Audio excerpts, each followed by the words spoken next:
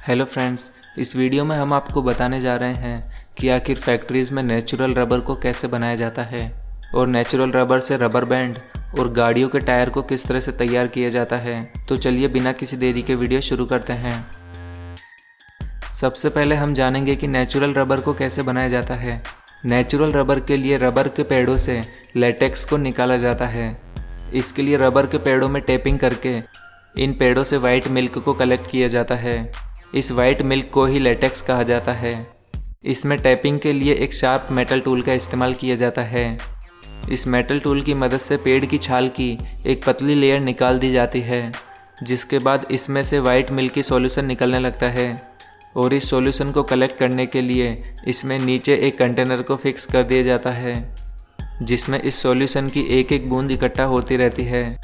2-3 घंटे में जब ये कंटेनर फुल हो जाता है तो एक एक करके सभी पेड़ों से इस वाइट सॉल्यूशन को एक बड़े कंटेनर में कलेक्ट कर लिया जाता है। इस तरह से इन रबर ट्री से लेटेक्स को अच्छी क्वांटिटी में कलेक्ट कर लिया जाता है। इसके बाद इससे रबर बनाने की प्रोसेस शुरू की जाती है। इसमें सबसे पहले इस मिल्क को एक बड़े कंटेनर में लिया जाता है और फिर इसमें थोड़ा सा पानी मिलाया जाता है और फिर इस सॉल्यूशन को अच्छे से मिक्स किया जाता है। फिर इस लेटेक्स को थोड़ा थोड़ा करके इन सभी ट्रे में डाला जाता है। इन सभी ट्रे में लेटेक्स को डालने के बाद इन सभी ट्रे में थोड़ा थोड़ा फॉर्मिक एसिड मिलाया जाता है। फॉर्मिक एसिड मिलाने से रबर इस पानी से सेपरेट होने लगता है। इसके बाद इस पूरे सॉल्यूशन को अच्छे से मिक्स करके 2-3 घंटों के लिए छोड़ दिया जाता है।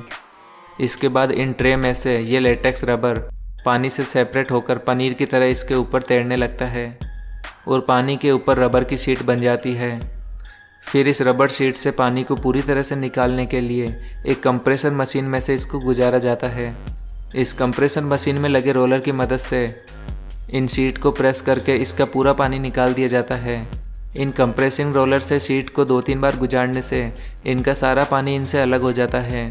इसके बाद इस शीट को 2-3 दिन तक सूखने के लिए धूप में छोड़ दिया जाता है। जब इन रबर शीट में पानी पूरी तरह से ख़त्म हो जाता है तो फिर इन रबर शीट्स को एक हीट एजिंग प्रोसेस से गुजारा जाता है, जिसमें एक डार्क रूम में इन सभी शीट को रख दिया जाता है और इसमें इस भट्टी को चालू कर दिया जाता है। ये भट्टी 10 से 15 दिनों तक चलती रहती है, जिससे निकलने वाले स्मोक से इस रबर में मौजूद मॉइस्चर पूरी तरह से ख़त्म हो जाता है और इस शीट का कलर भी डार्क हो जाता है। इसके बाद ये नेचुरल रबर शीट पूरी तरह से बनकर तैयार हो जाती है।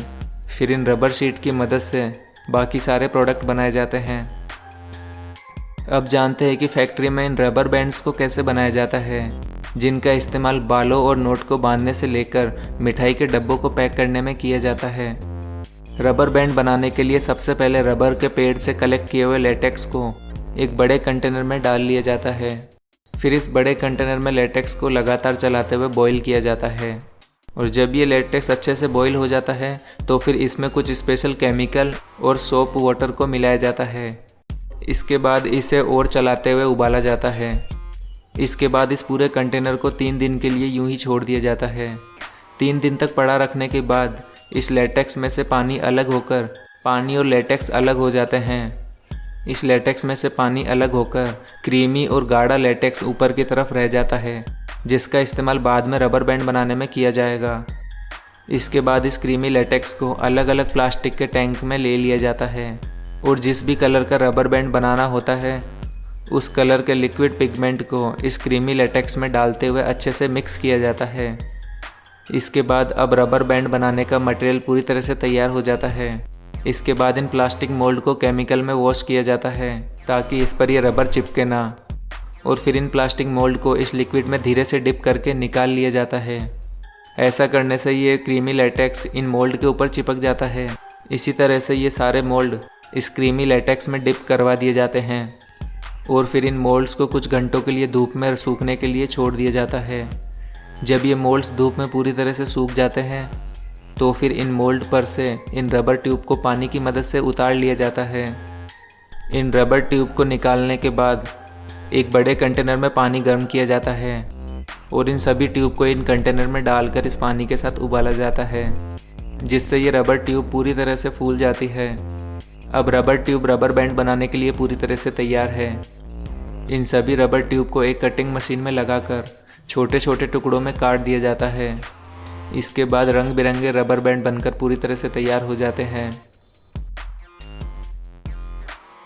अब हम जानेंगे कि फैक्ट्री में गाड़ियों के टायर्स को कैसे बनाया जाता है।